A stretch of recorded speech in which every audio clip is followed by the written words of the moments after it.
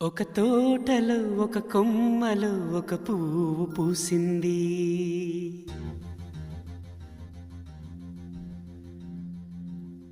మహారాణిలా మహాలక్ష్మిలా ఆ పువ్వు నవ్వింది.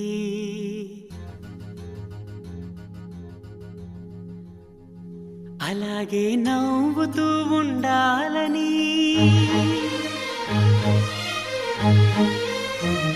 అలాగే నవ్వుతూ ఉండాలని నింగి నేల వాగు వంక చెట్టు చేమ గువగూడు ఆశీర్వదించాయి.